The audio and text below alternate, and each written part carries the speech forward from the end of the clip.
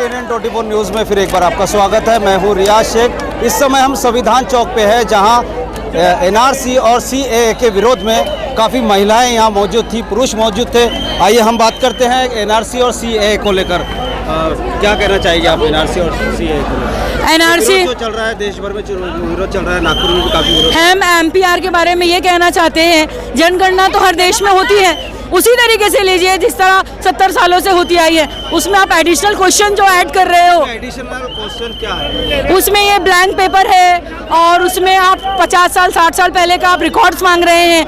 ऐसा तो कभी नहीं हुआ। इसको हर चीज़ से लिंक किया जा रहा है। उसके लिए मतलब उसी वे में ये MPR करवाया जा रहा है, जिसके बारे में कहा जा रहा है कि NCR की जो है ये फर्स्ट स्टेप है और हम इसका टोटल बायकॉट करते हैं। गृह मंत्री जी बोल रहे हैं कि आप ताकत है हमारी, ये वकील हजरात, ये ताकत है हमारी, ये तो लॉ को जानते। हमारे लिए कुछ भी नहीं कर रही है।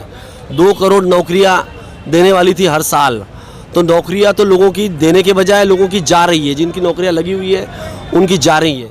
मैं ये बोलना चाहता हूँ कि जब सरकार ये कागज़ हम नहीं देंगे, जो हमारे यहाँ मुहिम चल रही है कि कोई कागज़ नहीं देना, और सरकार यही चाहती है कागज़ नहीं देंगे तो इनको वोट देने का अधिकार छीन लिया जाएगा। 500 रुपए देकर धरना दिया जा रहा है, उसके 24 आवर्स में ही वहाँ की बहनों ने जवाब दे दिया कि 5000 रुपए देकर हम अपने बच्चों को संभालने वालियाँ रखते हैं, झाड़ू पोछा देकर रखने लगते हैं। आप आए, हम हमको भी दे देंगे। देश की आर्थिक व्यवस्था जो है वो एकदम चरमरा गई है। GDP नीचे जा रहा है और महंगाई ऊपर होते जा रही है, इन्फ्लेशन रेट बढ़ते जा रहा है।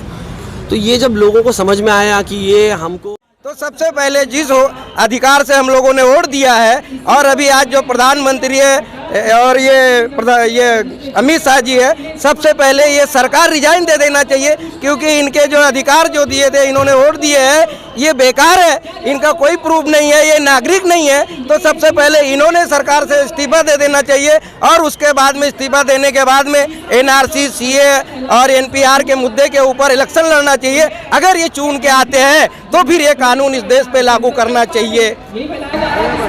और एक चीज़ ये है कि अमित शाह, मोदी जी, इनके पास नागरिकता है या नहीं, अभी तो खुद ही इनका भी प्रमाण पत्र नहीं है। और 2 मिनट, एक चीज़ और है, अमित शाह, ये मोदी जी का, अमित शाह जी बोलते हैं प्रमाण पत्र जो सर्टिफिकेट बता रहे हैं कॉलेज की, बहुत पढ़े लिखे हैं और उनकी सर्टिफिकेट कंप्यूटर में है। उस जमाने में कंप्यूटराइज नहीं था। ये इन्होंने कंप्यूटराइज का सर्टिफिकेट कहाँ से बनाया? अगर बनाया है तो ये बोगस है। और उस जमाने के 1 से 2 क्लास 3 क्लास पढ़े लिखे लोगों ने उस जमाने में नौकरी उनको मिल जाती थी, और ये उस जमाने की BA किए हुए ये चाय बेच रहे थे, और वो भी चाय कहाँ बेच रहे, स्टेशन के ऊपर। बड़ी दुर्भाग्य की बात है कि इस देश के नागरिक होने के नाते हम लोगों को अपना प्रमाण पत्र देना पड़ रहा है, और ये विदेश से आए हुए लोगों को इनको कोई प्रमाण पत्र देने की जरूरत नहीं है। इनको डायरेक्ट नागरिकता दी जा रही है। ये सरकार है बहुत निकम्मी, और इसमें जो बैठे हुए लोग हैं इतने नालायक लोग हैं कि ये बताने की जरूरत नहीं। बड़ी दुर्भाग्य की बात है, आज़ादी से लेकर आज तक इतना एडिटेशन कभी नहीं चला। इस देश के लोग कभी इतना सड़कों पे नहीं आए, और आए भी हैं। अगर कोई गलतियां हुई है तो सरकार आती है एडिटेशन वालों के पास, पूछती है क्या तकलीफ है क्या नहीं, उसका समस्या का हल निकाला जाता है, समाधान किया जाता है। ये शख्स ऐसे है, हम 1 इंच नहीं हटेंगे। ये क्या है?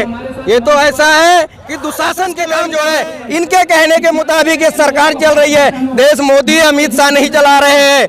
और ये अमित शाह बात करता है लोगों को, वो शाहीन बाग को बोल रहे हैं कि हम 1 मिनटों में हटा देंगे अगर हमारी सरकार दिल्ली में चुन के आती है। कहा जा रहा है शाहीन बाग में कि महिलाएं जो है वो 500-500 रुपये लेकर बैठी है। ऐसा तो हो ही नहीं सकता सर। अगर शाहीन बाग के लोग अगर 500 लेके बैठते ना तो ऐसा नहीं रहता। जिन औरतों ने तुमको यहाँ तक लेके आई, इनके कहने के मुताबिक ये सरकार चल रही है। देश मोदी अमित शाह नहीं चला रहे हैं। और ये ऐसे लोगों को हमने सराहना चाहिए। ये हमारे आइकन है, ये लोग जो सिस्टम के खिलाफ। उन्होंने तो ये भी कहा है कि डंके की चोट पर हम NRC को लागू करके रहेंगे, लेकिन मैं गृह मंत्री जी को जब दावत दे रही हूँ घड़ी हर चैनल के माध्यम से, वो आए। शाहीन बाग की हमारी नानी दादिया जो है 24 डेज से वहाँ पर बैठी हुई है, वो वहाँ आकर उनको ये सेंटेंस क्यों नहीं बोलते हैं? 2002 में वाजपेयी जी ने मोदी जी से कहा था कि आप अपना राजधर्म निभाइए, जब आपने वहां पर गुंडा राज